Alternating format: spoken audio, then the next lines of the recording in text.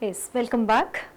So the previous session we have seen communication in crisis. We did try to understand what is crisis in communication, how this crisis has to be managed proactively by the organization. If not handled it well, that can lead to lot of disruptions, damages, distortions to the organization. The brand image of the organization can be at stake, and overall functioning of the organization can be at stake or at the end. So along with that, we also saw how these crises effectively could be managed. In detail, we saw the factors and the preventive strategies. Today, let us move on to the next part, as that is communication and negotiation. See, we know what is communication, and we know that we human need to communicate. So in the process of communication, we indulge in lot of discussions. So when we are indulging ourselves in the discussions, we are trying to strike a balance between both the parties, and that is what negotiation. Similar way, even an organization is associated with internal environment and the external environment, internal stakeholders as well as the external stakeholders. Now at every stage, the organization will have to strike a deal. For suppose if it is recruiting the people might demand higher salary, higher packages, higher incentives. The organization might not be willing to give so much. Then what they do? They take a step forward if they feel that is a reliable employee whom they want to genuinely take. They take a step forward and they say, this is what our expectations are, these are the things what we can give. If you want to take, accept it or else reject. If the employee on the other side feels, yes, this is a better deal for me, he will accept it, or if he still feels he can still bargain or negotiate, he will take a step forward and he will say, this is what my capacity, my potential is, which could really enhance your image. I can be an asset to your organization.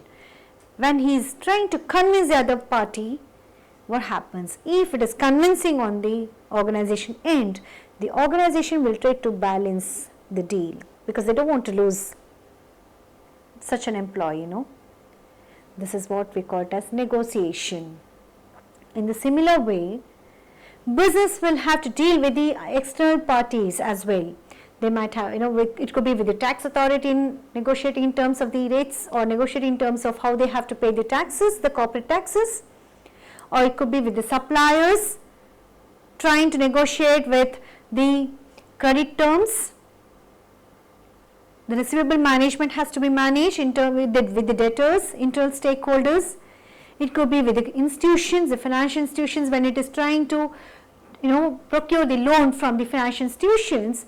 The interest rates what the institutions are charging on these organizations could be higher amount range, and where the organization is trying to negotiate and bargain and bring it down to the lower rate. So negotiation can happen at any end.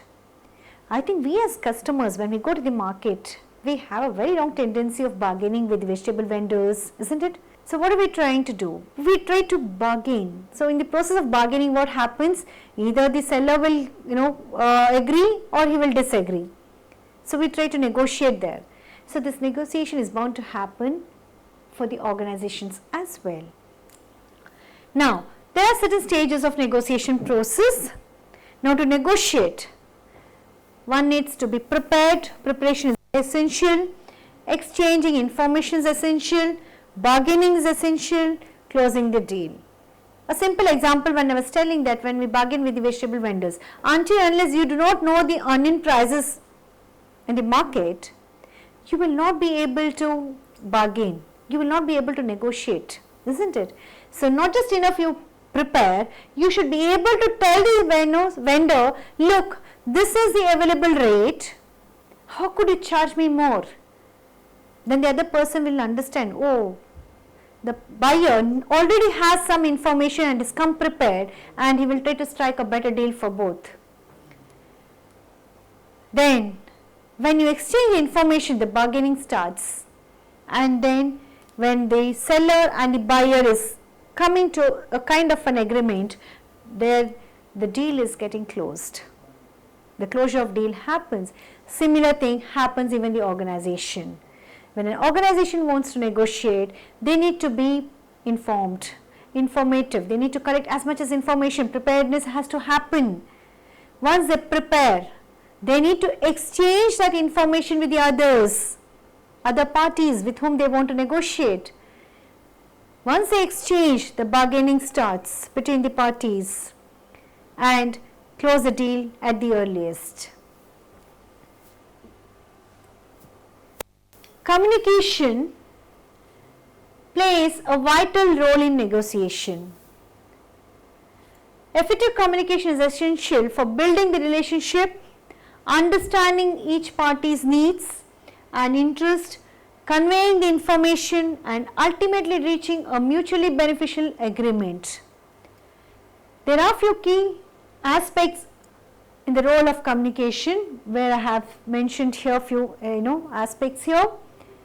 Establishing a rapport is certainly, it is very easy to damage our relationship with others, but when you are running your business, it becomes very crucial how well you establish the rapport with all the stakeholders in the organization, isn't it?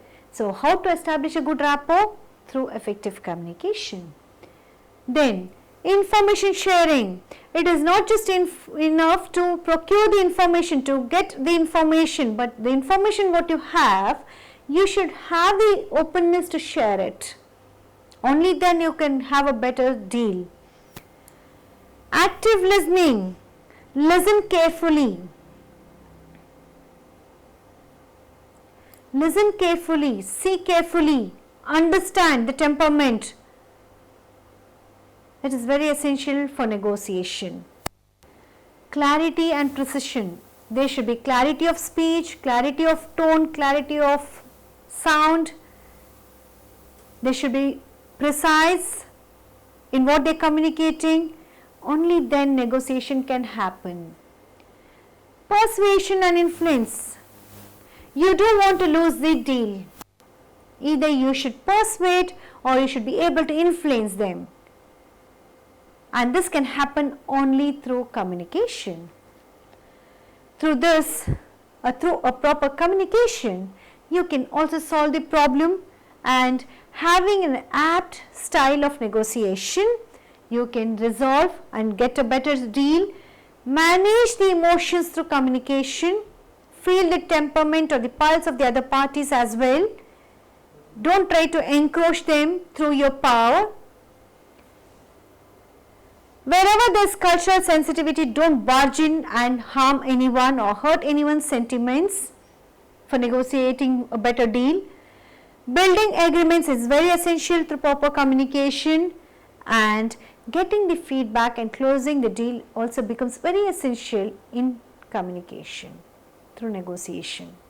So, these are some of the role of communication in negotiation we have, wherein you have to look into establishing your rapport, you building a rapport with the other stakeholders, sharing the information, be an active listener as well, have clarity in your speech and precision in your speech, try to persuade and influence the other party if you want to have a deal, try to resolve the problem at the earliest, then have a better negotiation style, understand the emotions, be sensitive to the cultural aspects of the others, build an agreement, get a feedback, and try to close a deal. Then what are the factors which affect the negotiation? Right? Now you have to bear all these elements in mind before you try to negotiate. So this we also keep in mind for personal purpose also, isn't it? If you want to meet your friend,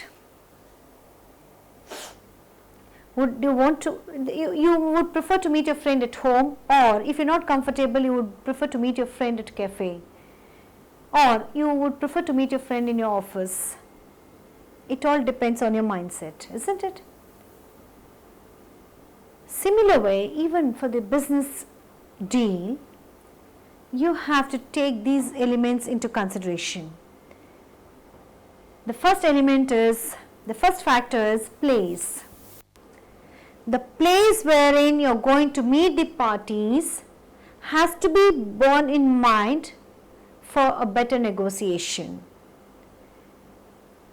If you feel your office space is not so good to talk and negotiate, you can always find a place outside your office. Could it be in a cafe or a restaurant for a better ambience or whatever.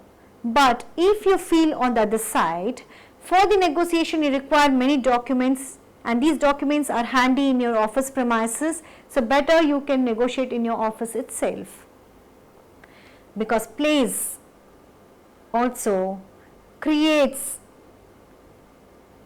a mood to negotiate. Then the next element we have is the time. Time is money, isn't it? Now, time, when I say, what is the better time to call anybody? Is it apt to call and disturb anybody in their family house or or night? Certainly not. Is it in the afternoon? Soon after the lunch, people would just want to relax first, So certainly, afternoon is also not a right time to call and disturb anyone. The right time to talk to anybody is 10:15 between 1. Right? Timing is another element for negotiation. Then we have some subjective factors like personal relationship. My relationship with the other parties, if it is very important, certainly negotiations will happen in the way I expect. Fear element, if there is a fear element from the other parties, it could be due to power, authority, or it could be a political pressure. The fear element can also influence negotiation. Future consideration. If at all one feels your relationship is going to be at stake, you wouldn't mind letting go the other party to win your agreement. So this is also another factor for negotiation, affecting the negotiation. Mutual obligations. What do you mean by mutual obligations? You have sometimes the other parties would have done so much good for you that you are obligated to accept the terms and conditions now. So mutual obligation is also one of the factor which could affect the negotiation. Practical, the reality of losing the future chances, better opportunities in the future, could also affect the negotiation. So these are some of the factors affecting the negotiation. To repeat again, we have place, the ambience and all that, the time, okay, and the fear, the subjective factors, the personal relationship, the future consideration, the mutual obligations, and the reality check, practical wisdom as well. So with this we have understood what is communication in negotiation, how important communication is for negotiation. We have understood what role communication has to play in negotiation. We have understood. We have also understood like what factors could affect the negotiation as well. So with this we will try to end this session. Thank you.